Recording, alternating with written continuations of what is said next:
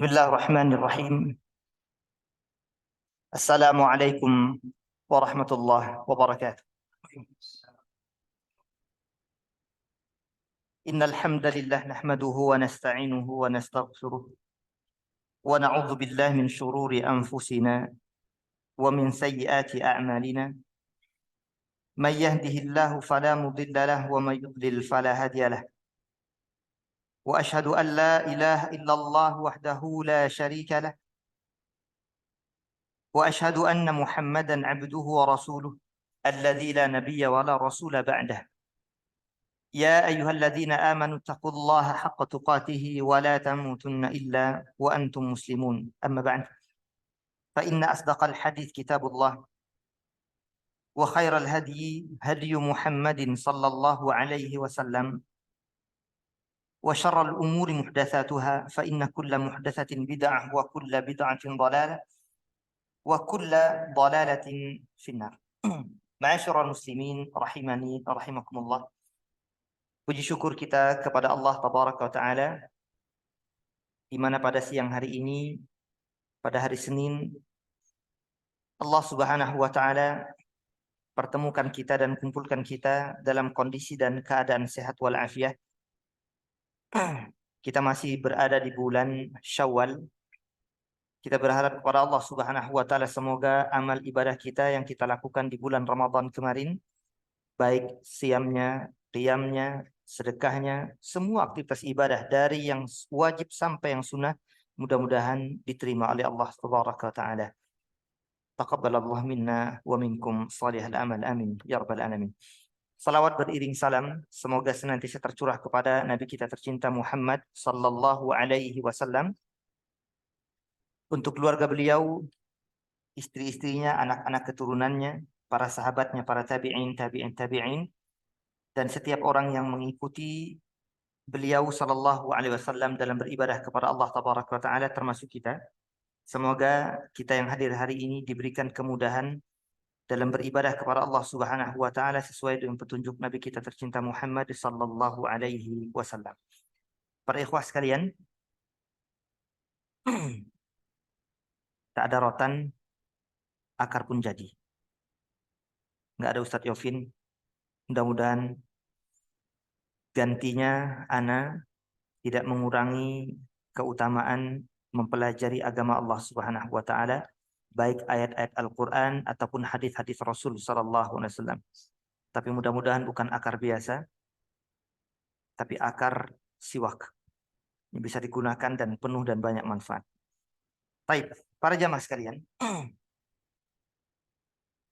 kita akan membahas permasalahan akidah. Akidah ini sesuatu yang basic, yang dasar, yang setiap muslim tidak boleh, tidak harus dan wajib mempelajari. Permasalahan agama, baik membaca Al-Quran, hukum-hukum fikih yang lainnya, furu', permasalahan-permasalahan khilaf, tetap kita juga mempelajari. Namun yang lebih dikedepankan dan lebih diutamakan adalah mempelajari masalah-masalah akidah. Karena orang kalau jatuh dalam permasalahan furu dan dia salah, apalagi kalau bentuknya ijtihad, mudah-mudahan masih berbentuk satu dia dapatkan. Tapi dalam masalah-masalah akidah ini berat. Karenanya dosa yang paling besar, kata Allah Tabaraka wa Ta'ala dalam surah An-Nisa ayat yang ke-48, adalah lawan dari akidah, lawan dari tauhid, yaitu syirik. Baik syirik kecil, lebih-lebih syirik besar. Innallaha la yaghfir an yushraka bihi wa yaghfiru ma duna dzalika liman yasha. Sungguhnya Allah Subhanahu wa taala tidak akan mengampuni dosa syirik, yang itu lawan dari tauhid. Dan Allah memberikan ampunan selama di bawah dosa syirik bagi orang-orang yang Allah Subhanahu wa taala kehendaki. Artinya, kalau ada melakukan kesyirikan, dia belum bertaubat kepada Allah, kemudian mati, enggak akan diampuni oleh Allah. Baik syiriknya kecil, lebih-lebih besar. Tapi kalau selain syirik atau di bawah dosa syirik, ada orang mati, belum sempat bertaubat kepada Allah Subhanahu wa taala, apapun kesalahan dan dosanya, baik yang dosa kecil, bahkan dosa yang besar, kalau Allah berkehendak Allah ampuni, Allah ampuni. Dan kalau Allah berkehendak tidak diampuni, tidak diampuni. Itu dosa selain syirik. Tapi kalau syirik sudah Allah berjanji sendiri tidak akan diampuni kalau dia tidak bertaubat segera kepada Allah sebelum matinya. Nah, karenanya di sini ada pembahasan pada bab yang keberapa tadi? Bab ke-12. Dari kitab Tauhid karya Syekh Muhammad bin Abdul Wahab At-Tamimi rahimahullah ta'ala. Ghafarallahu lahu wa liwalidayhi wa lil mu'minin wa nafa'ana Allah bi ulumihi fid dharain amin ya rabbal alamin. Di mana beliau Syekh Muhammad At-Tamimi rahimahullah ta'ala mengatakan pada bab yang ke-12 ini, yaitu bab tentang nazar. Bab minasyirki an-nadhru li ghairillah. Nazar untuk selain Allah itu bisa masuk kategori syirik kepada Allah. Nanti kita akan sebutkan kenapa kok bisa sampai kategori syirik. Dan syirik ini bukan dosa kecil, dosa besar. Meskipun syiriknya kecil, Ustaz. Meskipun syiriknya kecil. Apa di antara syirik kecil? Riya. Orang beribadah kepada Allah. Ingat, ibadahnya masih kepada Allah. Tapi niat dia bukan untuk Allah. Agar dilihat orang, didengar orang, diperhatikan orang. Mau haji, mau umroh, mau sholat, mau sedekah, sama. Kalau niatnya bukan karena Allah.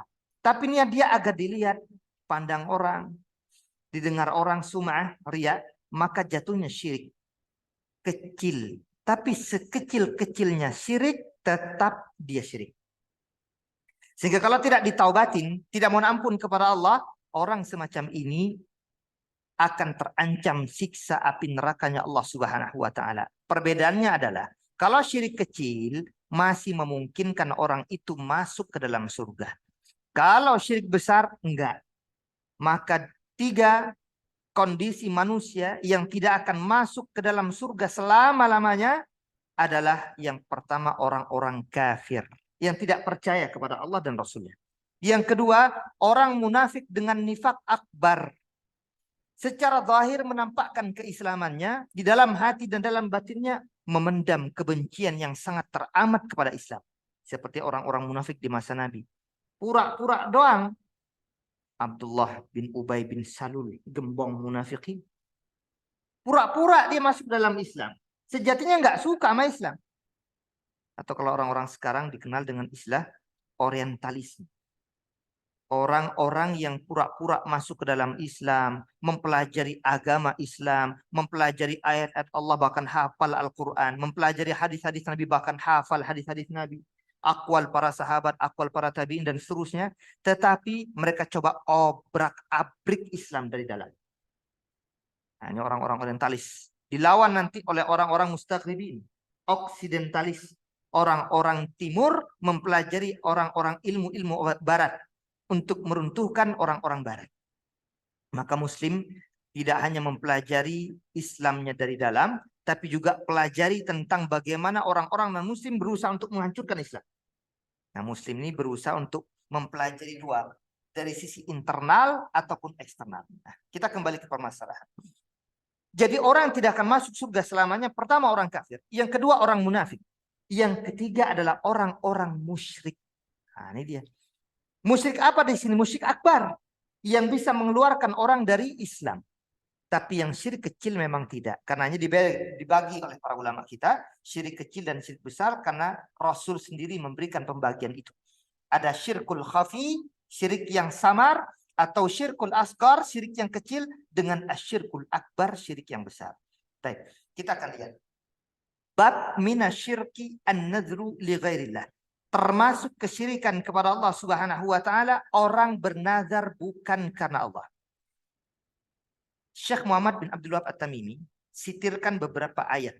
Yang pertama yang kita akan baca yaitu surah Al-Insan ayat yang ke-7. Allah Subhanahu wa taala mengatakan, A'udzu billahi minasyaitonir rajim. Yufuna bin nadri wa yakhafuna yawman kana syarruhu mustatira. Kata Allah Subhanahu wa taala, orang-orang yang baik, orang-orang yang salih, orang-orang yang benar, mereka menepati janji mereka. Dalam hal apa? Janji yang pertama tentang masalah nazar. Nazar itu perjanjian kita dengan Allah. Nanti kalau begini, aku bernazar akan begini ya Allah. Nah, itu namanya bernazar. baik dengan persyaratan ataupun tidak. Karena nadar itu tidak menutup kemungkinan. Bisa jadi dia mempersyaratkan sesuatu. Contoh, kalau ada orang bernadar begini, kalau anakku nanti lulus ujian, masuk sekolah tinggi kah, atau masuk perusahaan tertentu kah, atau apalah namanya, berhasil gitu ya. Ya Allah, kalau anakku nanti berhasil begini, begitu, dan seterusnya, aku bernadar akan berpuasa sebulan, misalkan. Contoh ini contoh saja. Aku akan berpuasa sebulan, bernadar dengan puasa sebulan. Ini namanya nazar dengan persyaratan. Nazar bisyar, dengan persyaratan. Hanya saja nanti para ulama jelaskan. Ini orang-orang semacam ini adalah orang-orang yang bakhil. Orang-orang yang pelit. Sehingga khilaf di kalangan para ulama nanti tentang hukum nazar. Kita tidak berbicara tentang menepati nazar. Kalau menepati nazar, melaksanakan nazar, sepakat, nggak ada perbedaan. Hukumnya wajib pada perkara-perkara yang diperbolehkan. Pada perkara-perkara yang dibolehkan oleh syariat. Kecuali kalau perkaranya pada perkara-perkara yang haram. Kita akan lihat hadis-hadisnya. Nah, kita baca dulu. Yufuna bin nazar. Allah Subhanahu wa taala memuji orang-orang yang beriman, mereka menepati janji mereka dengan nazar itu. Wa yakhafu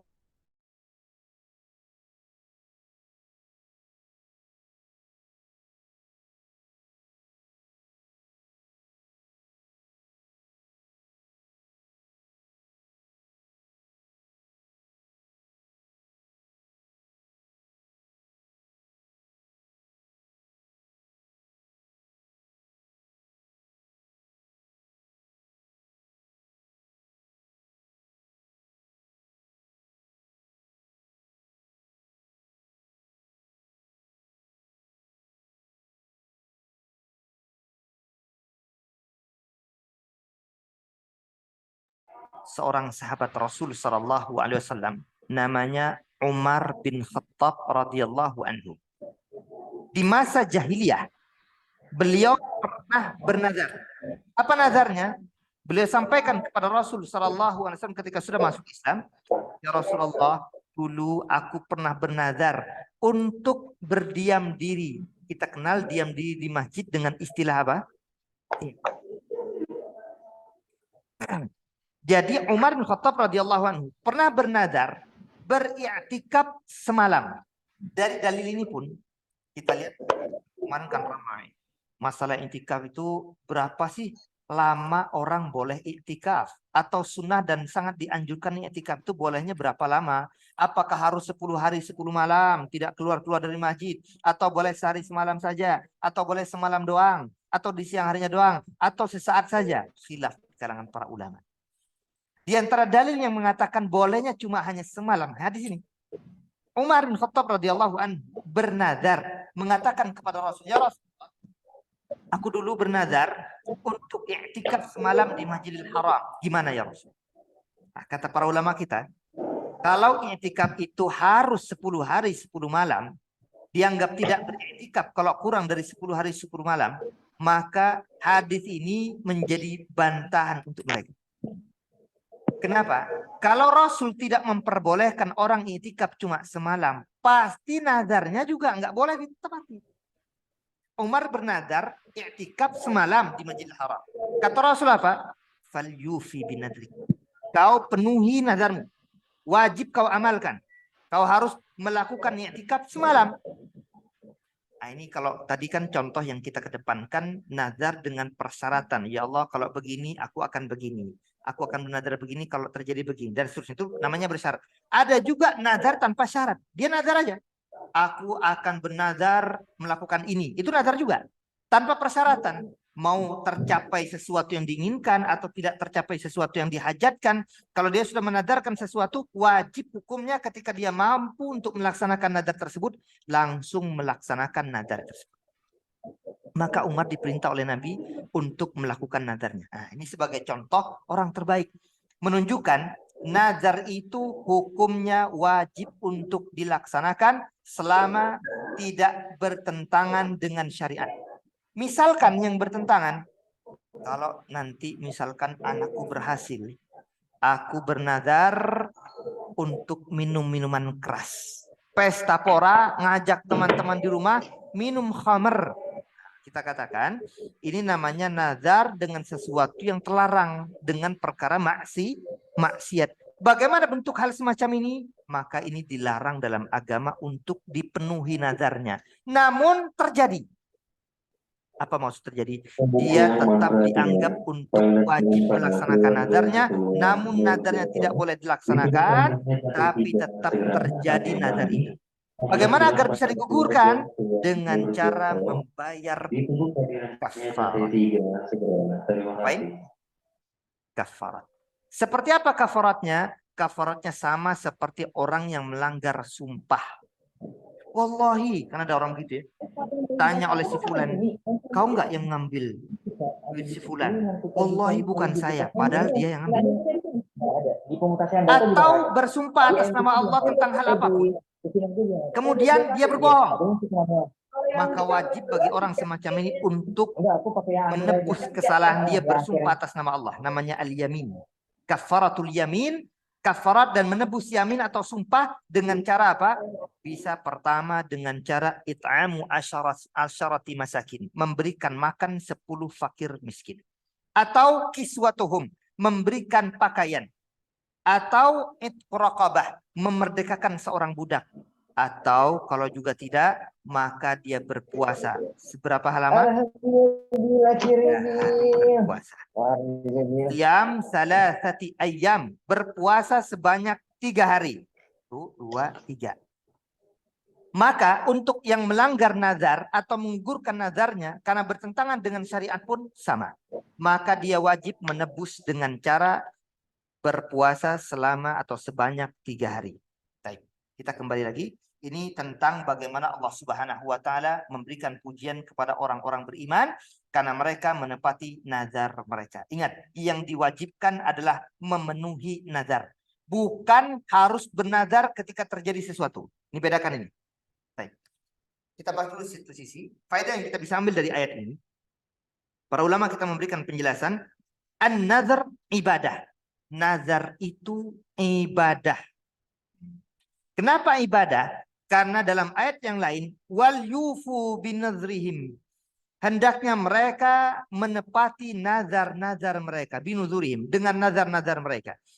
Ini perintah dari Allah Subhanahu wa taala. Perintah dari Allah tidak menutup kemungkinan terjadi 2. Pertama bisa jadi hukumnya wajib, yang kedua bisa jadi hukumnya sunnah. Kalau berbicara wajib dan sunnah berarti perkara ibadah. Nah, sekarang permasalahan berdasarkan bab yang tadi kita sampaikan. Bagian dari kesyirikan kepada Allah adalah orang bernazar kepada selain Allah. Kalau tadi kan setiap nazar harusnya untuk dan karena Allah. Kalau nadarnya bukan karena Allah, tapi untuk manusia, untuk malaikat, untuk nabi-nabi Allah, maka ini bagian dari syirik. Apa alasannya? Karena dipalingkannya ibadah kepada selain Allah. Tadi kan wajib dan sunnah itu tidak lepas pasti namanya bentuknya ibadah. Dan nazar ini ada perintahnya dari Allah Subhanahu wa taala untuk ditepati kalau dia bernazar. Berarti dia masuk kategori ibadah.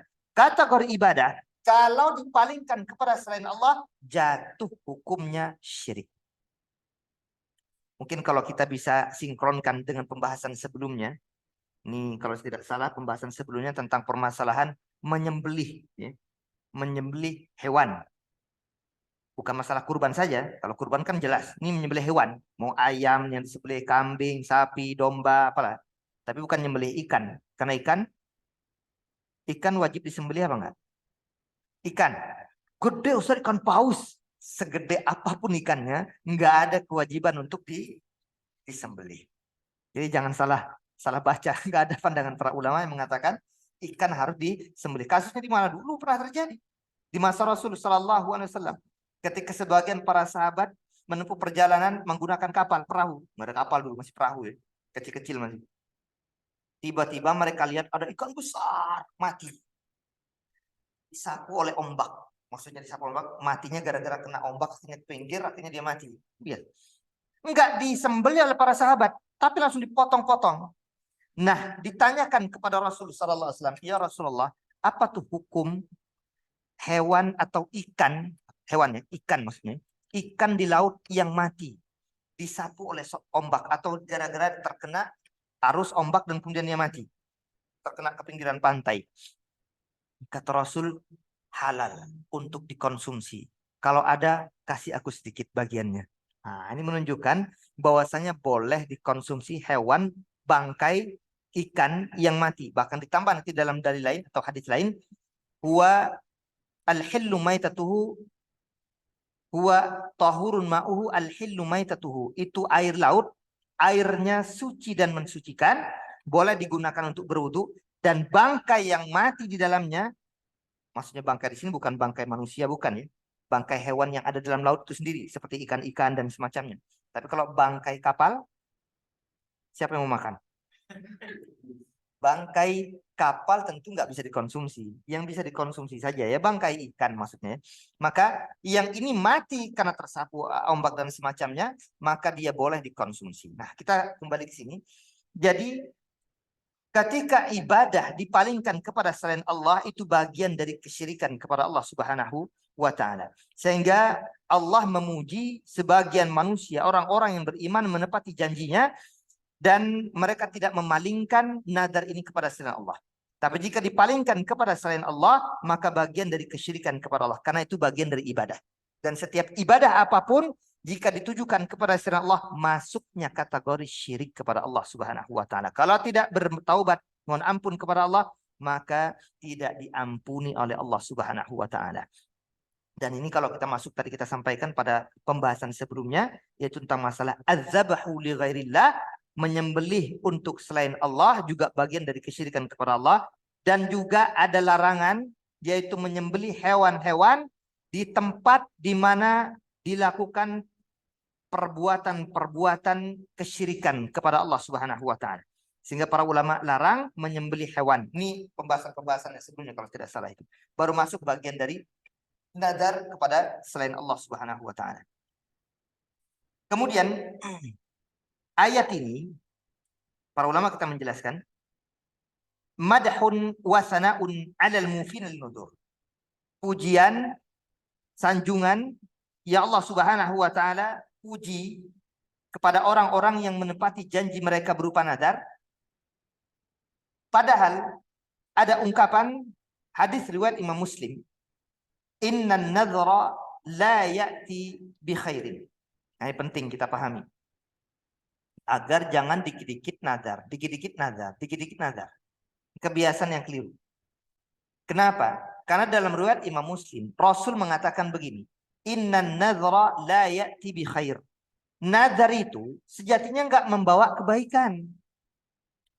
Ada orang lagi ada masalah, baru dia bernadar. Nanti ada masalah lagi, nadar lagi. Ada masalah lagi, nadar lagi. Enggak tepat. Jadi enggak harus bernadar. Kenapa? Kalau orang mau melakukan aktivitas kebaikan, lakukan aja udah. Nanti kalau bisa terbahas begini, aku akan sedekah 10 juta misalnya. Sedekah aja udah, nggak usah nunggu terjadi sesuatu dulu.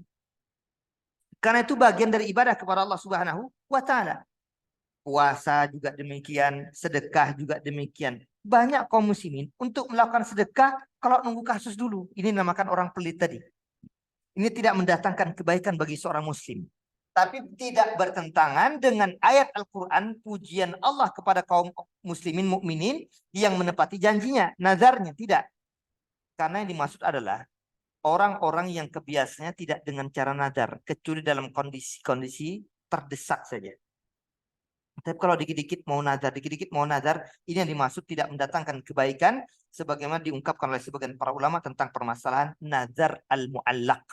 Bahkan sampai di kalangan mereka tidak lepas dari dua. Pertama sampai mengatakan makruh, bahkan ada yang sampai mengatakan haram orang bernazar. Hanya saja saya lebih condong pada mengatakan hukumnya makruh, tidak sampai haram. Kenapa? Karena banyak beberapa hal yang juga dilakukan oleh sebagian kaum muslimin, bahkan terjadi di masa Rasul, di antaranya Umar yang tadi kita sampaikan, beliau bernazar. Tapi ternyata yang dimaksud dengan nadar yang sampai dikatakan haram atau minimal makruh itu, yaitu nadar-nadar yang mempersyaratkan. Tadi kita sudah bagikan. Ada orang tiba-tiba bernadar.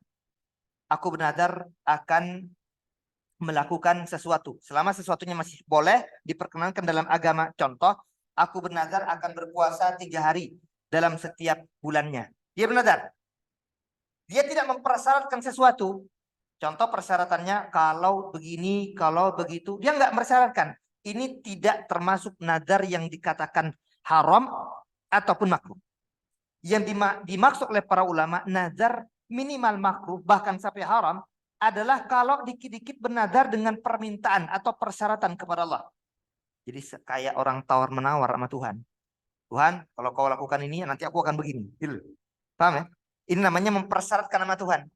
Jadi seakan-akan Allah nggak akan ngasih sesuatu kalau dia nggak melakukan itu. Paham ya? Ini namanya orang bakhil. Kata para ulama kita, orang-orang bakhil. Pelit amat. Dia mau beribadah harus bernazar dengan cara mempersyaratkan sama Tuhan. Padahal Allah Subhanahu wa taala kalau mau melakukan sesuatu pasti terjadi. Dia mau bernazar, dia nggak bernazar, kalau Allah mau, dia meminta, Allah ijabah doanya, wah, Allah lakukan itu. Tapi lagi-lagi sebagian orang malah memilih dengan cara bernazar.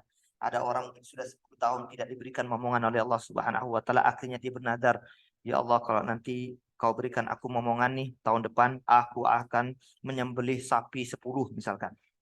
Kan ada saja orang begitu kan. Nah, kalau berbicara nazar ini, memang sudah dari masa lalu sudah banyak orang bernazar. Istri Imran radhiyallahu anha ardaha juga melakukan nazar. Ini pun bagian dari perbuatan orang-orang masa lalu. Allah sebutkan itu dalam surah Ali Imran. إذ قالت امرأة عمران إني نذرت لك ما في بطني محررا فتقبل مني إنك أنت السميع العليم. Jadi ketika istri Imran radhiyallahu anha ardaha bernazar kepada Allah Subhanahu wa taala karena memang lama nggak punya anak. Dan bernazar nanti kalau punya anak, yang diinginkan sebenarnya anak laki-laki. Yang diinginkan anak laki-laki. Nanti kalau jadi anak laki-laki, aku akan menazarkan untuk anak berkhidmah untuk Baitul Maqdis. Qaddarallahu wa ma syaa fa'al. Yang lahir ternyata falamma wada'atha qalat rabbi inni wada'tuha untha. Kata istri Imran, ya Allah, ternyata yang kulahirkan wanita, gimana nih? Kira-kira begitu kalau bahasa kita. Akhirnya tetap menjadi pelayan Baitul Maqdis yang kita kenal dengan Al-Masjidil Aqsa di Filistin, Quds. Nah, ini pernah bernazar. Nazarnya apa? Aku akan persembahkan anakku nanti, seorang laki-laki kalau dia lahir, menjadi khadim, pembantu Masjid Palestina, yaitu Masjidil Aqsa. Nah, itulah Ibunda Maryam alaihassalam. Juga pernah terjadi tentang nazar ini pada masa-masa orang-orang terdahulu. Nazar-nazar yang diperkenankan selama nazar tersebut diperbolehkan dan tidak bertentangan dengan syariat. Namun ketika dia bertentangan dengan syariat, baru kemudian perkara itu dilarang. Dan kebanyakan mereka orang-orang dahulu ketika terjadi nazar mempersyaratkan. Namun datang sabda-sabda Rasul sallallahu alaihi wasallam, "Innan nazara la ya'ti bi khair," maka hendaknya kita hari ini tidak perlu mempersyaratkan sesuatu untuk bernazar kepada Allah Subhanahu wa taala. Kalau kita bernazar, maka jangan tunggu untuk bisa datang hajat dulu. Laksanakan langsung nazar kita tanpa harus datang apa yang kita inginkan atau terhajatkan apa yang kita inginkan. Kemudian yang dibawakan pula dalil oleh Syekh Muhammad bin Abdul dalam kitabnya ini, yaitu surah Al-Baqarah ayat yang ke-270. Allah Subhanahu wa taala mengatakan, "Wa ma anfaqtum min nafaqatin aw nadartum min nadrin fa innallaha ya'lamu wa ma lidh-dhalimin min ansar." Kata Allah Subhanahu wa taala, apapun yang kalian infakkan berupa infak nafkah ataupun yang kalian nazarkan, nazar apapun yang kalian nazarkan, janji apapun yang kalian janjikan itu, fa innallaha ya'lamu. Sesungguhnya Allah Subhanahu wa taala mengetahui apa yang kalian perbuat. Wa ma lidh-dhalimin min ansar, dan Allah Subhanahu wa taala,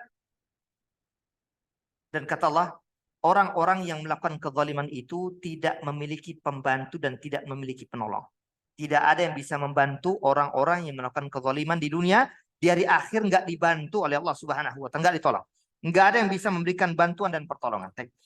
Nah, dari ayat ini pertama, ini berbicara masalah nazar. Tapi di sini juga berbicara masalah infak. Nah, ini menunjukkan infak, nafkah, kewajiban dari seorang suami untuk istri dan anak-anaknya hukumnya wajib. Dan Allah Maha tahu. Kalau ada orang tidak melakukan aktivitas nafkah kepada pasangan dan kepada anak-anak yang dimilikinya, maka dia telah melakukan kezaliman. Dan kezaliman disebutkan oleh Allah tadi, wa ma lidzalimina min ansar. Tidak memiliki penolong kelak di hari akhir. Enggak ada yang bantuin, enggak ada yang nolongin. Karena bagian dari kezaliman kepada makhluk Allah. Mendolimi istrinya, mendolimi anak-anaknya. Baru beberapa hari yang lalu, 2 hari yang lalu, ada yang bertanya ke kita, bagaimana ketika seorang ayah enggan untuk bekerja, padahal mampu untuk bekerja. Kita katakan udah melakukan kezaliman. Jelas, tidak ada perbedaan dengan para ulama. Sudah bertahun-tahun Ustaz, apalagi bertahun-tahun. Karena bagian infak, nafkah, sedekah wajibah, ini diwajibkan hukumnya bagi kepala rumah tangga, khususnya bapak. Makanya ada perbedaan laki-laki dan wanita, termasuk dalam permasalahan-permasalahan hak dan kewajiban antara suami dengan istri. Nah, yang diperhatikan bagi kita, laki-laki hukumnya wajib memberikan nafkah dan wanita tidak wajib memberikan nafkah kepada suami. Karena pernah terjadi di masa Rasul. Ketika terjadi diskusi antara Abdullah ibnu Mas'ud radhiyallahu anhu dengan Zainab istrinya radhiyallahu anha. Istrinya nih kaya, Ibnu Mas'ud radhiyallahu anhu kere, miskin. Ketika istrinya hartanya banyak, ingin mengeluarkan harta, kalau bahasa kita zakat, mengeluarkan zakat. Zakat itu kan wajib dikeluarkan. Ingin dikeluarkan dan diberikan kepada orang lain. Kata suaminya, wahai istriku, aku lebih berhak untuk mendapatkan harta zakatmu itu. Istri kaget, loh kok bisa? Kau kan suamiku. Kau nggak berhak untuk dapatkan harta ini. Kata suaminya ngotot, enggak, dapat. Kalau gitu mari kita lapor kepada Rasul. Datanglah mereka berdua kepada Rasul sallallahu alaihi wasallam. Ketika ditanyakan apa kata Rasul sallallahu alaihi wasallam, benar apa yang dikatakan suamimu itu wahai Zainab. Kalau kau lakukan, keluarkan hartamu itu, zakatmu itu kepada suamimu, kau telah melakukan 2. Pertama, kau telah melakukan sedekah. Yang kedua, kau telah melakukan silah. Silah itu menjaga hubungan. Silaturahim kalau bahasa kita di Indonesia. Silat menjaga hubungan, keharmonisan terjaga karena kau berbuat baik kepada suamimu. Yang kedua, kau telah melakukan kewajibanmu, mengeluarkan hartamu. Nah lihat, makanya kalau kita ingin mengeluarkan sebagian harta kita, baik yang wajibkah ataupun yang sunnah, kalau bisa cari orang-orang terdekat kita dulu. Paman kita kah, bibi kita kah, kalau ternyata mereka kere, orang-orang miskin, orang-orang fakir, mereka dulu kita kasih sebelum kita lihat orang-orang pinggir jalan. Jangan orang-orang pinggir jalan diutamakan, paman, bibi kita, keponakan-keponakan kita yang kere, yang miskin malah kita telantarkan. Ini enggak tepat. Kalau kita lakukan itu, maka telah mendapatkan 2 pahala. Pahala sedekah secara umum, pahala menyambung silaturahim. Allahu Akbar, 2. Nah itu besar. Makanya Rasul ajarkan, kenapa kok diperbolehkan zakatnya dikeluarkan kepada suami? Karena istri tidak wajib mengeluarkan nafkah. Nafkah itu hanya wajib dilakukan oleh suami kepada istri dan anak-anaknya. Nah, jangan dibalik. Enggak ada kewajiban istri kepada suami, yang ada suami kepada istri. Makanya di sini kalau ada orang tidak melakukan infak nafkahnya kepada istri dan anak-anaknya, dia telah melakukan kezaliman. Dan Allah ancam tadi, wa ma lidzalimina min ansar. Yang kedua, nazar juga demikian. Nazar itu janji. Kalau orang tidak menepati janji, berarti telah melakukan kezaliman. Dia melakukan kezaliman kepada Allah. Lebih besar lagi. Janji sama Tuhan, Tuhan dikibulin sama dia. Nah, berarti dia telah melanggar janjinya kepada Allah. Berarti telah melakukan kezaliman. Maka lagi-lagi sama. Dan Allah Maha tahu apa yang kalian perbuat, kata Allah. Fa innallaha ya'lamu wa ma lidzalimina min ansar. Karenanya tepati janji kita kepada Allah Subhanahu wa taala. Baik, yang ketiga yaitu hadis di mana Syekh Muhammad At-Tamimi radhiyallahu taala di sini membawakan hadis dalam riwayat Al-Imam Al-Bukhari dari Ibunda Aisyah radhiyallahu anha wa ardhaha anna Rasulullah sallallahu alaihi wasallam qala man nadhara an yuti Allah falyuti' wa man nadhara an ya'siyah fala ya'sih. Baik. Kata Rasul sallallahu alaihi wasallam, siapa saja yang bernadar, berjanji kepada Allah Subhanahu wa taala untuk melakukan suatu perbuatan, pertama perbuatannya dalam bentuk ketaatan. Nazar dalam bentuk ketaatan kepada Allah Subhanahu wa taala, fal yuti'hu. Hendaknya dia lakukan ketaatannya itu. Contoh, dia bernazar, baik nadarnya bersyarat ataupun tidak bersyarat, intinya dia bernazar, aku bernazar mau berpuasa. Puasa ini ada enggak sisi dalilnya, sisi pendalilnya dari syariat? Ada. Di Al-Quran tentang masalah puasa ada, di hadis tentang masalah puasa ada. Dalil pendukungnya ada. Maka ini bagian dari syariat. Maka diperbolehkan. Ini perkara yang diperbolehkan dan disyariatkan. Ini bagian dari ketaatan kepada Allah Subhanahu wa taala, maka nadarnya wajib untuk dilaksanakan. Tetapi yang kedua, wa man nadzara an ya'siyah fala ya'sih. Dia bernazar untuk bermaksiat kepada Allah, maka jangan dilakukan maksiatnya. Ini menariknya di sini. Khilaf muncul di kalangan para ulama adalah, apakah ketika orang bermaksiat kepada Allah, bernadar kepada Allah dengan bentuk maksiat, contoh misalkan bernadar untuk melakukan zina. Nanti kalau terjadi begini, aku akan berzina dengan istri tetanggaku, misalkan. Nanti kalau terjadi begini, aku akan minuman khamar, aku akan berjudi. Pokoknya bentuknya maksiat semua. Bagaimana hukumnya? Yang pertama, para ulama kita menjelaskan bahwasanya tidak boleh dilaksanakan nadarnya itu. Ini satu pandangan, tidak boleh dilaksanakan nadarnya. Yang kedua, tetap sama tidak boleh dilaksanakan nadarnya, tapi ada kewajiban untuk menggantinya, yaitu dia tebus dengan kafarat.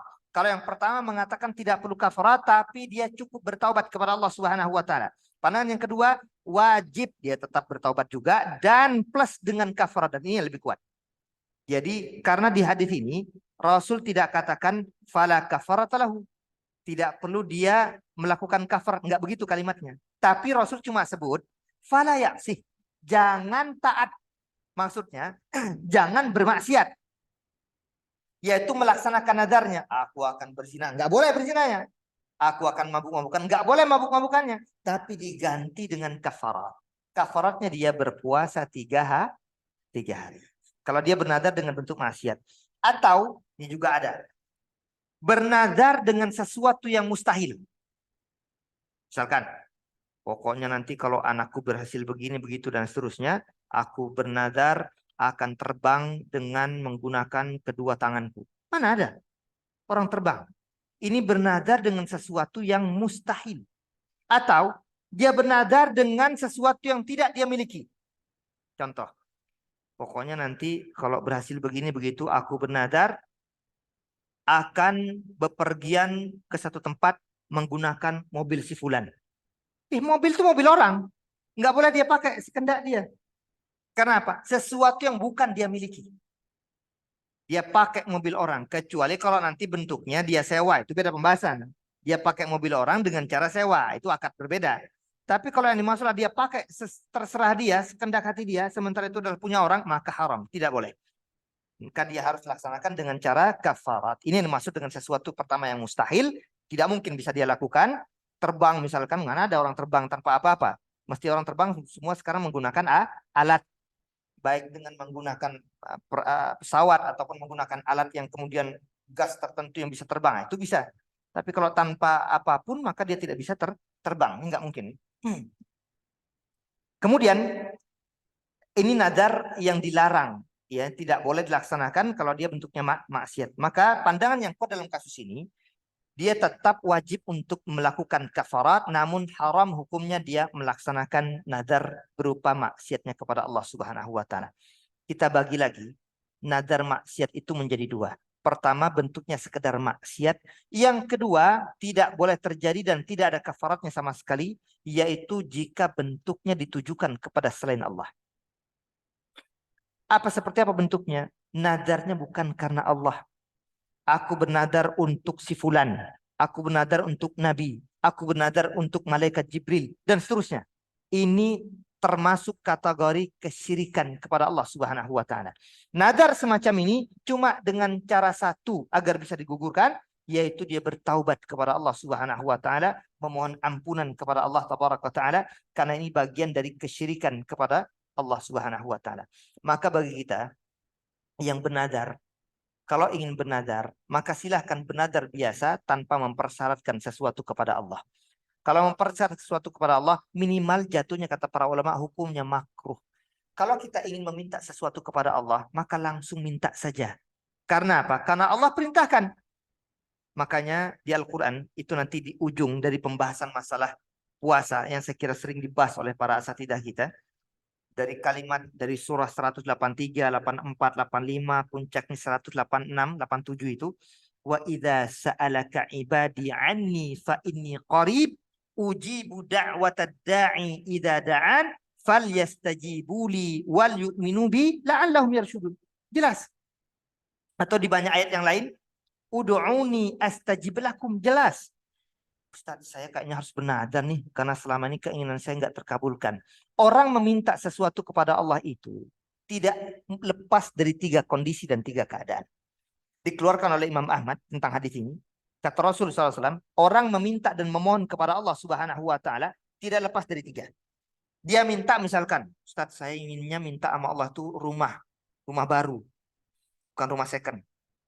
Mobil baru, bukan mobil second. Pokoknya minta yang baru-baru dia. Dia minta kepada Allah Subhanahu wa taala perkara-perkara dunia, harta dan semacamnya. Sampai sekarang Ustaz nggak dapat juga. Kayaknya doaku nggak diijabah sama Tuhan. Ntar dulu. Allah sudah sebutkan tadi, ud'uni astajib lakum, mintalah kalian, aku akan ijabah doa kalian. Aku akan perkenankan, kabulkan doa kalian, permintaan kalian. Itu jelas. Allah yang berjanji. Meskipun nanti tidak untuk kemungkinan doa itu ada yang makbul, ada yang ghairu makbul. Ada yang diterima dan ada yang tidak diterima. Tapi jangan langsung su'dzon. Di antara bentuk su'dzon kepada Allah itu seperti apa? Contoh. Saya sudah meminta sesuatu ini udah lama Ustaz. Tapi kayaknya Tuhan masih belum berkenan. Kayaknya Tuhan nggak ingin memberikanku ini. Ini berarti dia su'dzon kepada Allah Subhanahu wa taala. Kok bisa-bisanya tahu menetapkan Allah tidak ngasih itu, kok bisa tahu? Ini namanya su'dzon. Berprasangka buruk kepada Allah. Tidak boleh kita berprasangka buruk kepada Allah ketika kita meminta dan memohon kepada Allah. Minta aja terus sampai kita mati. Kenapa? Karena 3. Tadi pertama. Yang pertama, ada orang meminta kepada Allah Subhanahu wa taala diijabah sesuai dengan apa yang diinginkan. Saya kira Ana dan Antum pun pernah meminta sesuatu kepada Allah dan Allah ijabah doa kita. Ada yang langsung diberikan di dunia, 1. Yang kedua, ada yang tidak diberikan di dunia oleh Allah Subhanahu wa taala, tetapi diganti oleh Allah Subhanahu wa taala di dunia juga. Dengan cara apa? Dia tidak terkena musibah. Tidak terkena malapetaka. Dengan doa yang dia mintakan kepada Allah, diganti Allah di dunia. Dia minta rumah, ternyata diganti oleh Allah Subhanahu wa taala, dia selamat dari kecelakaan. Orang lain pada mati semua. Di depan, kalau misalkan ada tabrakan beruntun di tol tertentu, tabrakan beruntun, dia meminta selama ini, ya Allah, aku minta rumah, dan seterusnya, masih nggak dikasih oleh Allah Subhanahu wa taala. Kata Rasul, diganti di dunia dengan cara apa? Diselamatkan di malapetaka dan ujian, musibah. Cuma kita kadang nggak minta tentang agar diselamatkan tentang ujian ini. Kita mintanya hal yang ini, Allah nggak kasih yang ini, Allah ganti dengan itu. Tiba-tiba di tol itu tabrakan beruntun. Di depan pada meninggal semua, di belakang pada meninggal. Di tengah, kita yang harusnya pada bonyok semua enggak. Mobil pada bonyok, tapi kitanya alhamdulillah cuma patah sedikit tangan, masih hidup. Itu cara Allah Subhanahu wa taala. Kedua, itu kata Rasul sallallahu alaihi wasallam. Atau yang ketiga. Apa yang ketiga? Allah gantikan kelak di hari akhir. Itu lebih utama. Kalau cuma hanya dapat perkara yang kita inginkan di dunia, maka itu perkaranya kecil. Yang kita harapkan adalah ketika kita meminta sesuatu, Allah berikan di dunia dan Allah berikan juga di negeri akhirat. Itu lebih besar. Kalau Allah Subhanahu wa taala tangguhkan permintaan kita di dunia, ya Allah minta rumah, dikasihnya rumah di akhirat. Kira-kira kita bahagia apa enggak? Bahagia. Maka semua kita berharap diberikan pasangan di dunia. Kalau nggak dikasih di dunia, ya berharap dapatnya di negeri akhirat. Mendapatkan rumah di dunia, nggak dikasih oleh Allah Subhanahu wa taala, mendapatkan rumah kelak di hari akhir. Di surganya Allah Subhanahu wa taala. Itu jauh lebih indah. Nah, orang-orang beriman ketika mereka meminta kepada Allah Subhanahu wa taala tanpa harus melakukan nadar-nadar tadi, apalagi mempersyaratkannya, Allah ijabah permintaan mereka. Pertama, doa itu ibadah. Setiap ibadah akan dihitung pahala dan ganjaran. Minta aja terus. Ketika sholat kita sujud minta. Ketika nanti lagi nyantai, hujan turun, kita minta doa kepada Allah, berpahala lagi. Lagi dalam kondisi safar. Itu waktu-waktu mustajab ya. Jadi yang paling diutamakan itu waktu-waktu mustajab. Pertama, sepertiga malam terakhir. Yang kedua, ketika sujud. Yang ketiga, ketika turun hujan. Minta aja. Ustaz, selama ini saya belum punya pasangan nih misalkan. Justru ketika pas turun hujan minta aja. Ya Allah, minta pasangan ya Allah. Kalian dikasih. Misalkan, belum punya anak. Makanya kadang nggak cerdasnya muslim itu di sini. Dia nggak tahu kapan waktu-waktu mustajab. Doa tidak sesuai dengan yang dianjurkan. Padahal tidak ada contohnya. Misalkan mengkhususkan habis sholat. Assalamualaikum warahmatullahi wabarakatuh. Assalamualaikum warahmatullahi wabarakatuh. Misalkan langsung meminta. Ini nggak ada contohnya dari Nabi. Tapi ini yang praktek yang terjadi begitu. Padahal praktek Nabi itu apa? Setelah salam. Astaghfirullah, astaghfirullah, astaghfirullah. Allahumma antas salam wa minkas salam. Tabarakta ya dzal jalali wal ikram. Itu yang diajarkan. Lah doanya kapan? Sujud tadi doanya. Meminta pasangan 2, 3, 4. Ketika sujud mintanya. Minta anak banyak ketika sujud mintanya. Minta harta yang banyak ketika sujud mintanya. Lebih-lebih sujudnya pas di waktu sepertiga malam terakhir. Pas ketika hujan turun. Pas lagi dalam kondisi safar. Allahu Akbar. Itu di waktu 4 yang mustajab. Lebih-lebih safarnya umroh. Ketika dia Safa wal Marwah. Minta di situ. Banyak orang cepat-cepat buru-buru berdoa di situ. Salah besar. Selama ini dia idamkan ini, itu. Banyak sekali permohonan dia inginkan. Tapi ketika antara Safa dan Marwah yang dianjurkan memperbanyak doa di situ, malah cepat. Kenapa kok cepat? Biar cepat selesai umrohnya Ustaz. Masya Allah. Ini salah kaprah. Ya enggak benar. Makanya berlama-lamalah di situ. Di Safa berlama-lama, nanti di Marwah berlama-lama minta. Terus kepada Allah Subhanahu. Sampai diulang 3 kali itu kan. Tentang tata cara doa dan berzikir kepada Allah Subhanahu wa taala ketika takbir di Safa dan Marwah. Ini menunjukkan keutamaan waktu-waktu mustajab kita cari. Jadi enggak harus bernadar. Jadi janganlah pelit untuk berbuat dan beribadah kepada Allah Subhanahu wa taala. Jadi enggak perlu bernadar dulu untuk bisa mendapatkan apa yang kita inginkan. Tapi berbuatlah terus beraktivitas dan melakukan ketaatan kepada Allah Subhanahu wa taala lah dulu, biar nanti ketika kita minta sesuatu Allah Subhanahu wa taala ijabah.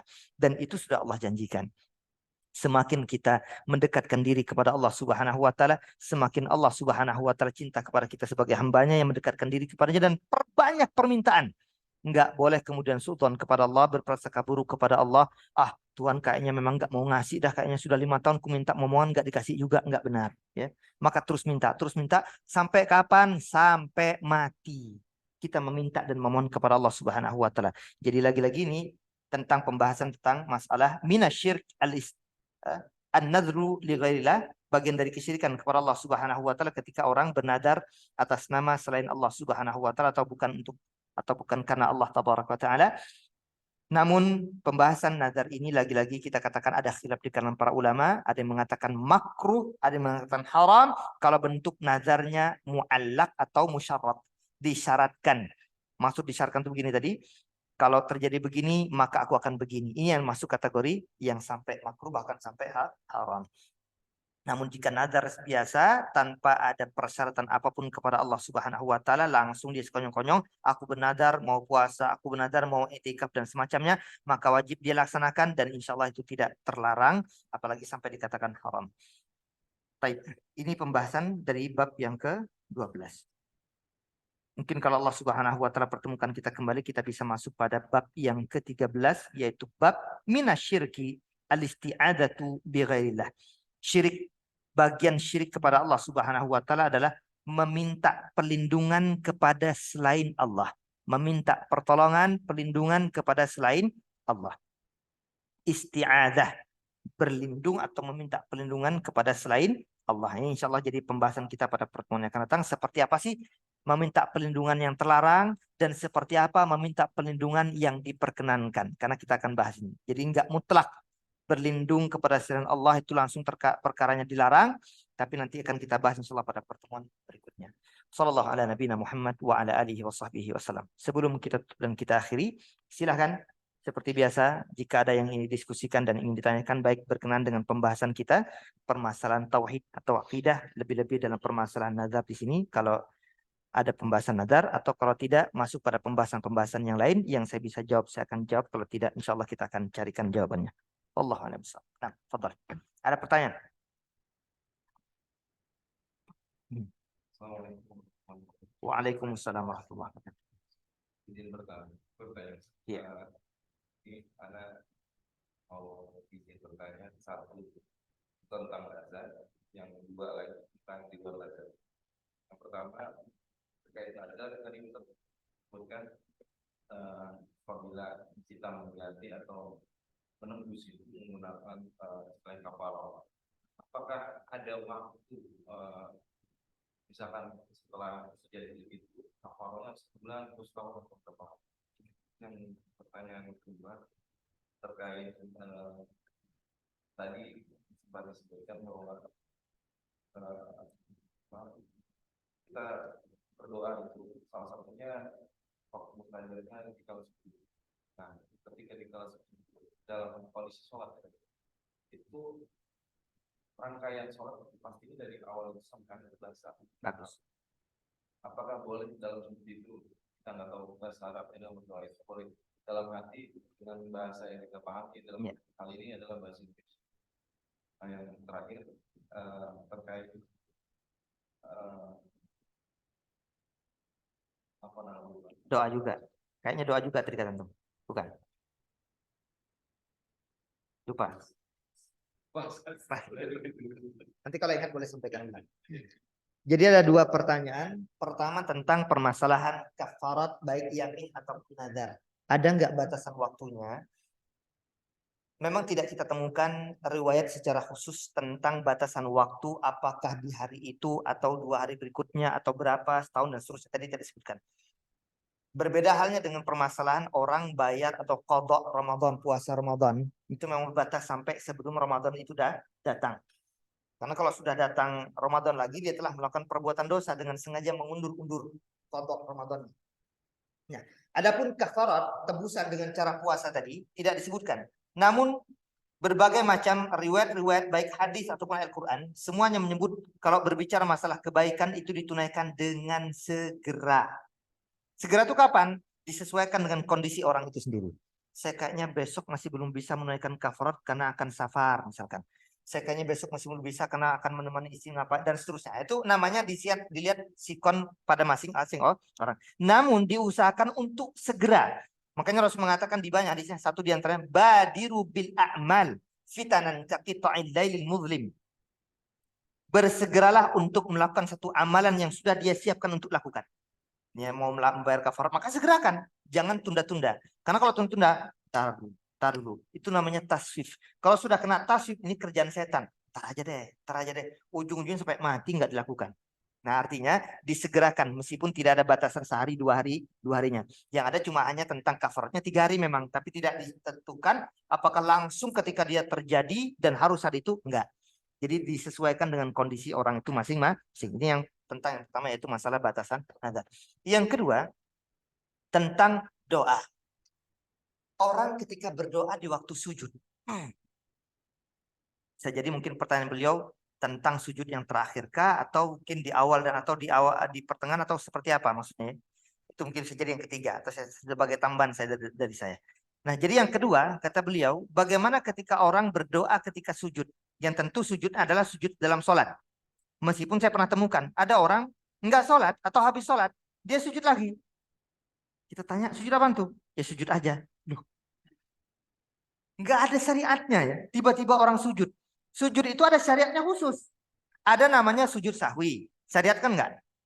Ada namanya sujud tilawah. Disyariatkan nggak? Ada namanya sujud syukur. Disyariatkan nggak? Ada namanya sujud secara umum dalam sholat. Semuanya itu disyariatkan. Ketika tanya, saya sujud syukur. Sujud syukur itu ada alasan. Kenapa Anda syukur? Karena dapatkan nikmat. Apa nikmatnya? Ya selama ini bisa bernafas dengan lega. Nggak pernah ada contohnya. Rasul nggak pernah mencontohkan sujud syukur gara-gara orang. Saya bisa bernafas tiap hari sehingga saya sujud syukur tiap hari. Nggak disyariatkan sujud syukur tiap hari. Karena saya sering temukan ada orang habis sholat nih, Assalamualaikum warahmatullahi, dikit lah dia kan, dikit-dikit bagainya, tiba-tiba sujud dia begini, baru dia beranjak pergi. Kalau ditanya, Anda kenapa sujud? Sujud syukur Ustaz. Loh, sujud syukur terus diketahui dulu syukurnya karena apa? Barusan anak saya lahiran. Bukan anaknya lahiran ya maksudnya. Anaknya lahir. Istrinya lahiran, anak pertama dia, maka dia bersyukur kepada Allah Subhanahu wa taala. Kita katakan pun langsung, enggak nunggu sholat dulu. Kalau orang mau sujud syukur itu langsung saat itu. Tiba-tiba kita barengan istri lahiran gitu ya. Dan langsung keluar anaknya.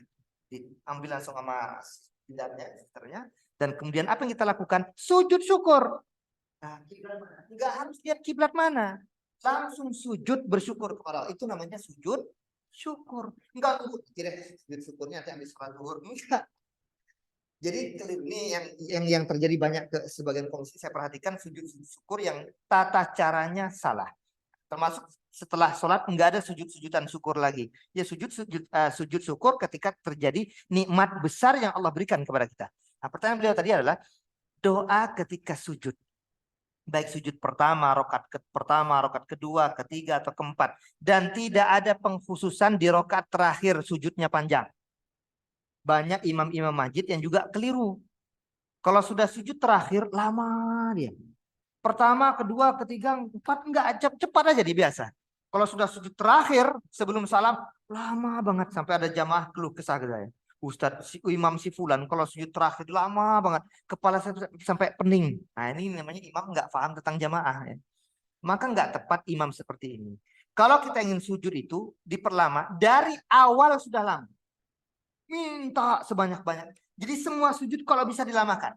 Cuma kalau kita jadi imam perhatikan makmum. Kalau dilamakan banget sudah semakin pening aja jamaah di belakang. Ujung-ujungnya besok-besok nggak ikut sholat berjamaah lagi. Nah, jadi sini imam perhatian. Kita perkatakan sujudnya kalau mau sholat itu lebih-lebih kalau bisa kalau mau lama sholat ketika sholat sendirian, bukan sholat berjamaah. Ketika sholat sendirian, dia karena kalau qobliyah terikat dengan sholat berjamaah lagi. Kalau mau dia sholat tunggu sama imam ini orang lama amat sholat. Mau iqomah nggak kelar-kelar gitu kan, nggak jadi-jadi imamnya nggak enak nyuruh iqomah. Gara-gara si fulan sholatnya lama banget qobliyah, karena qobliyah itu berkenaan dengan sholat bareng. Nah, tapi kalau ba'diyah nggak ada hubungan dengan siapapun. Silahkan diperlama di situ. Nah, di situ yang diperintahkan kita sujud lama-lama, minta banyak-banyak di situ. Pertanyaan beliau tadi, bagaimana dengan bahasanya Ustadz? Bolehkah pakai bahasa pribadi masing-masing? Allah Subhanahu wa taala itu memahami semua bahasa makhluknya. Betul, kita disyariatkan kalau bisa menggunakan doa maksur. Maksur itu apa? Doa yang diambil dari Al-Quran, doa yang diambil dari hadis-hadis Nabi. Masalahnya, enggak setiap orang belajar Quran, hafal semua ayat-ayat doa dalam Al-Quran, dan hafal semua doa-doa dalam hadis. Enggak semuanya. Sementara syariat ini untuk semua makhluk Allah. Untuk semua kaum muslimin.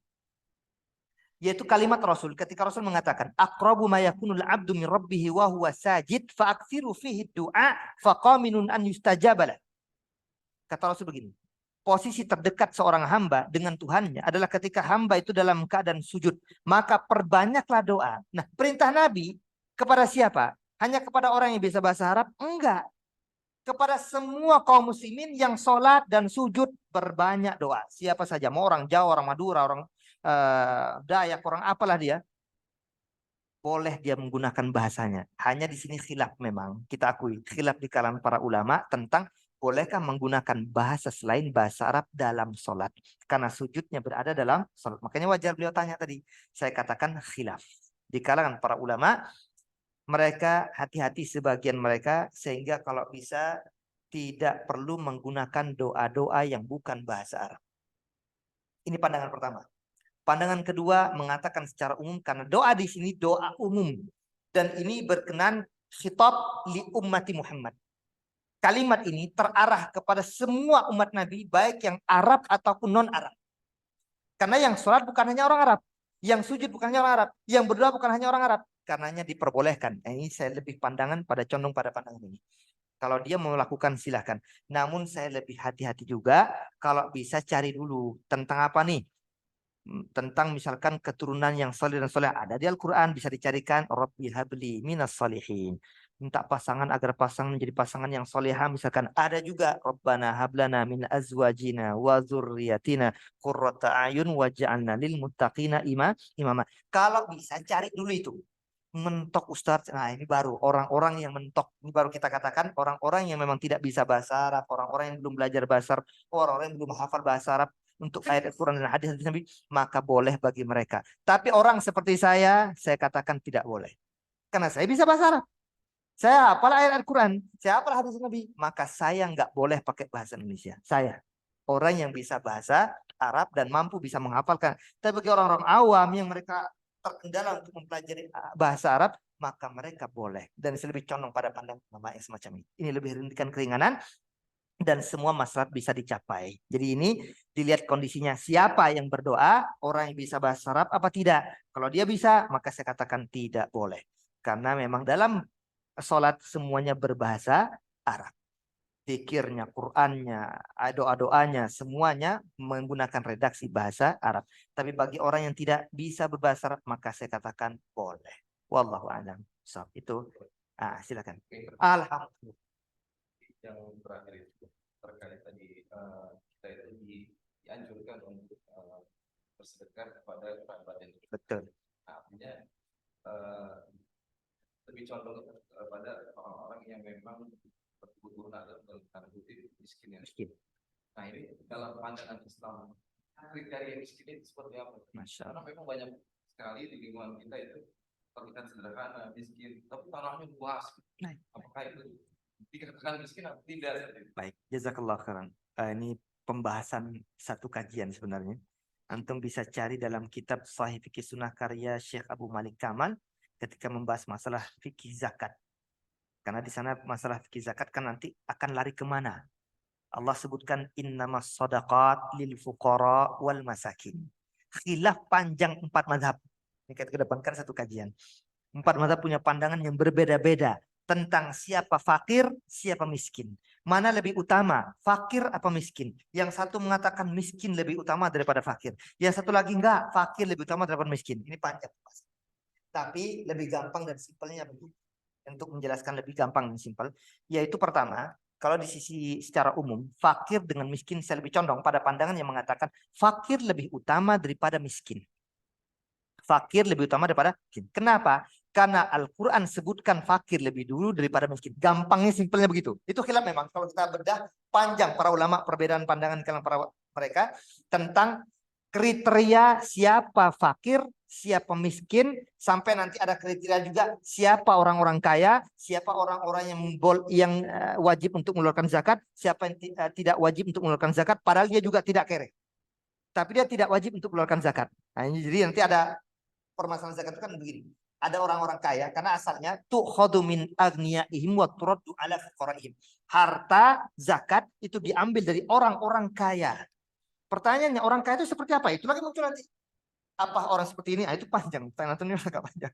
Jadi dikembalikan dan diberikan harta zakat tersebut kepada orang-orang miskin fakir di kalangan mereka. Itu ungkapan Allah dan ungkapan hadis-hadis Rasul SAW. Nah, kita kembali tadi. Jadi biar gampang dan mudahnya, meskipun nanti di klasifikasi banyak, ada kaya, ada yang kaya tapi tidak wajib zakat, ada yang kemudian di bawah dari orang-orang kaya itu orang-orang miskin, di bawahnya lagi ada orang-orang fakir. Ini saya lebih condong kepadanya dengan bentuk 4 semacam ini. Nah, kita kembali ke tadi tentang fakir dan miskin. Fakir jelas, mereka tidak memiliki pekerjaan tetap. Orang yang tidak memiliki pekerjaan dan kebutuhannya jauh lebih banyak kalau dia dapatkan sesuatu. Ini fakir. Ini gampangnya begitu. Yang kedua, miskin. Orang yang bahkan mungkin punya pekerjaan. Tetap ataupun tidak tetap. Serabutan ataupun tidak. Dia punya penghasilan. Namun kadang penghasilannya pas-pasan, kadang lebih sedikit, kadang kurang. Jadi nggak tetap. Ini orang-orang kategori miskin. Nah, nanti muncul lagi. Bagaimana apakah sama miskinnya orang hari ini dengan miskinnya orang-orang masa? Itu muncul lagi khilaf di kalangan para ulama. Jadi pertanyaan ini benar-benar merebak. Jadi pembahasannya sedikit agak panjang. Tapi secara umum begini. Kalau kita lihat di strata kita, tingkatan-tingkatan kaum muslimin, orang-orang yang ada di wilayah kita, kebanyakan orang mungkin bahkan sekarang bisa jadi orang miskin itu mungkin dia punya motor, tapi tetap dianggap sebagai orang miskin. Kenapa? Karena motor sudah menjadi kebutuhan primer. Kebutuhan primer. Orang-orang punya motor belum tentu dia kaya. Bisa jadi dia kategorinya miskin. Termasuk tadi, ada harta yang dikelola dan ada harta yang tidak bisa dikelola. Ada orang mungkin tidak bisa dikatakan dia miskin, juga tidak bisa dianggap dia orang kaya. Contoh, beliau katakan tadi, contohnya, ada orang mungkin tidak punya apa-apa. Maksudnya dia nggak punya duit, untuk keseharian kadang dia masih butuh dari orang lain. Tetapi tanah dia banyak. Dijual, kalau bisa dijual misalkan, maka bisa besar. Bisa mungkin ratusan juta, bahkan tidak mungkin sampai 1 M lebih gitu ya. Tetapi dia nggak mampu dan nggak bisa mengelolanya. Maka sejatinya Islam datang kemudian mewajibkan kepada orang semacam ini untuk bisa mengelola harta tersebut berupa tanah dan semacamnya. Kalau tidak bisa mengelola, maka dikelolakan oleh orang lain. Dibajak sawahkan. Kalau di perkotaan kan mungkin agak jarang sawah. Tapi kalau di desa, tanahnya kalah orang-orang kaya.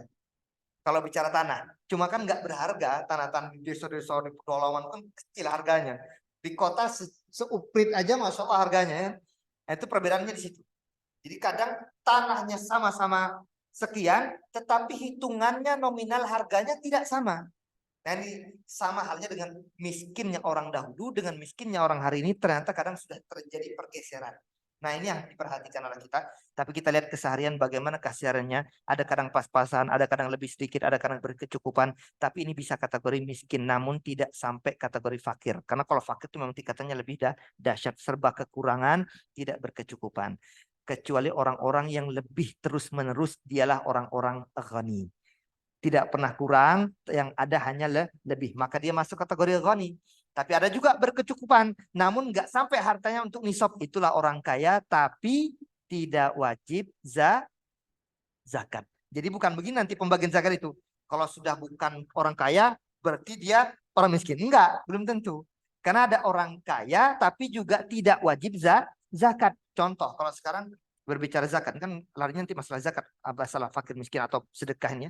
Jadi orang ketika dia punya harta, mungkin hari ini dia punya harta 100 juta hari ini. Tapi nggak lama berkurang itu. Wajib nggak dia zakat? Misalkan berkurang 50 juta atau berkurang 60 juta, tersisa 40 juta. 40 juta nggak ada kewajiban bagi pandangan yang kuat memilih pandangan emas. Kalau zakatnya menggunakan emas, maka jelas nggak masuk kategori muzaki. Tapi kalau dia mewajibkan takarannya adalah perak, wajib. Karena khilaf lagi di kalangan para ulama. Kadarnya itu menggunakan, patokannya menggunakan emaskah atau perak. Karena harga emas dengan perak sama apa enggak? Oh jauh, bukan hanya beda, jauh berbeda. 595 gram perak dibanding dengan 1 gram emas. Kira-kira ini permasalahan pertukaran. Jadi di sini dengan 85 gram emas murni. Kalau kita perhatikan sekarang emas hampir 1 juta, 900-an ya kalau saya salah. Apa? 1 juta. Sekarang 1 juta. Masya Allah, enggak ikut perkembangan. Apalagi berarti sudah 85 juta. Baru orang bisa dikatakan kaya dan wajib zakat. Itu pun kalau tertunda sampai setahun haul dan masih ada hartanya. Nah intinya kembali ke tadi memang ada sedikit perbedaan masalah fakir dan miskin. Tapi kita lihat kondisi orang tersebut. Kalau memang dia butuh dan kita tahu dia dikategorikan sebagai miskin, maka berikan sebagian harta zakat kita kepada keluarga-keluarga kita yang memang membutuhkan. Wallahu a'lam. Nah. Jazakumullah khairan barakallahu. Ya. Nah. Ada zoomnya juga ini. Oh, masya Allah. Ustaz, jika belum pernah melakukan kesesatan berupa mencari ilmu kebal atau sejenisnya dan sekarang taubat tapi sulit menghilangkan ilmu kesesatan, bagaimana solusinya Ustaz? Yang jelas pertama ikhlaskan hati untuk meninggalkan perbuatan dosa masa lalu. Ikhlaskan hati, murnikan lillahi ta'ala karena Allah subhanahu wa ta'ala, tinggalkan masa lalu. Bisa jadi dia masih merasa kangen, rindu, atau masih sayang, atau eman. Eman kalau tinggalin. Jadi tinggalinnya masih setengah-setengah, tanggung-tanggung. Maka murnikan ingin meninggalkan semua aktivitas masa lalu. Baik mempelajari ilmu kebal, ilmu ini. Eman ini udah kadang pernah jadi kebal, tiba-tiba jadi nggak kebal lagi. Kira-kira. Jadi masih ada rasa eman, tinggalkan. Ikhlaskan karena Allah. Itu pertama, murnikan hati niat karena Allah semata dan minta bantuan kepada Allah. Wasta'inu bis sabri was salah, dengan memperbanyak penuh kesabaran dan memperbanyak aktivitas ibadah salat. Nah, para ulama kita menjelaskan bahwasanya kalau orang ingin bertobat kepada Allah tidak lepas dari tiga. Kalau berkenan dengan Allah, ini kan berkenan dengan Tuhan tadi, melakukan kesyirikan kepada Allah. Maka tiga. Yang pertama an-nadam, menyesal. Ya Allah, aku menyesal dulu pernah mempelajari ilmu-ilmu nggak jelas begini. Menyesal satu. Yang kedua, dia berjanji al-azm. Dia berjanji tidak akan mengulangi lagi. Tidak akan mengulangi perbuatan masa lalu. Apa itu? Mempelajari ilmu kebal lagi. Tidak akan melakukan. Yang ketiga, benar. Dia benar-benar meninggalkan 100% aktivitas. Karena ilmu kebal itu macam-macam. Entah mungkin dengan alat-alat tertentu atau dengan amalan-amalan. Ya, maksudnya amalan membaca ini, membaca itu, dan seterusnya. Nah, hal semacam ini sampai mati benar-benar dia tinggalkan, maka insya Allah sudah bisa dicap sebagai orang yang melakukan taubatan nasuha, taubat yang sebenar-benarnya kepada Allah Subhanahu wa taala. Kalau dia sudah lakukan itu, mudah-mudahan Allah Subhanahu wa taala mudahkan dia bisa meninggalkan aktivitas-aktivitas perbuatan dosa masa lalunya, dan insya Allah Allah Subhanahu wa taala ampuni dosa yang pernah dia lakukan selama dia sudah bertaubat benar-benar kepada Allah. Nah, di sini bagian dari taubat yang nasuha, yaitu tiga tadi, menyesal, kemudian berjanji tidak akan mengulangi kembali, dan tinggalkan benar, jangan sampai terulang kembali perbuatan yang pernah dia lakukan masa lalu. Dengan demikian insya Allah Allah berikan kemudahan. Kalau juga tidak, maka perbanyak untuk meruqyah diri sendiri. Dikenal dengan ruqyah mandiri. Kalau nggak tahu bacaannya, baca semua ayat Al-Quran. Yang pertama yang diantara induk-induknya, perbanyak baca surah Al-Fatihah.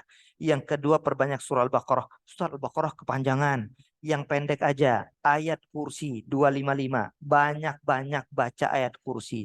Banyak-banyak berlindung kepada Allah Subhanahu wa taala. Kalau memang ternyata masih jinnya nggak mau pindah dari badan antum yang bertanya ini, maka banyak-banyak berinteraksi dengan ayat-ayat Allah. Panas dia. Berinteraksi dengan ayat-ayat Allah. Saya nggak ingin membuka aib juga, tapi saya juga akhirnya coba untuk menghafalkan Quran dan kemudian berinteraksi dengan Al-Quran, Allah tinggalkan. Dulu kita juga pernah, naudzubillah, mempelajari hal yang nggak benar di masa di pesantren masa lalu. Jin kadang-kadang datang, kadang kita mau tidur dia datang. Sekarang sudah alhamdulillah sudah puluhan tahun tidak pernah datang lagi. Dulu masa itu masya Allah panas badan kita, perbuatan-perbuatan masa lalu. Kita bertaubat kepada Allah Subhanahu wa taala, memperbanyak baca Al-Qur'an, diniatkan untuk meruqyah diri sendiri, karena Rasul SAW ketika disihir oleh Labid, maka diajarkan oleh malaikat Jibril alaihissalam dengan 3 ayat itu, 3 surah itu, 3 kul. Kul wallahu ahad, kul a'udzu birabbil falaq, dan kul a'udzu birabbin nas. Banyak-banyak baca itu, berlindung kepada Allah Subhanahu wa taala. Nah, ini masuk pada pembahasan yang akan datang sebenarnya. Al-isti'adzah li ghairillah, meminta perlindungan kepada selain Allah. Nah, ini kita minta perlindungan kepada Allah. Ya Allah jaga aku, ya Allah jaga aku, ya Allah jaga aku, ya Allah. Kalau nggak bisa bahasa Arab, pakai bahasa pribadi masing-masing. Jelas yang bertanya, mudah-mudahan bisa dimaklumi, bisa difahami. Jadi banyak interaksi dengan ayat-ayat Allah. Dan yang terakhir, banyak-banyak berinteraksi dengan Allah dengan cara berzikir. Zikir tuh banyak banget.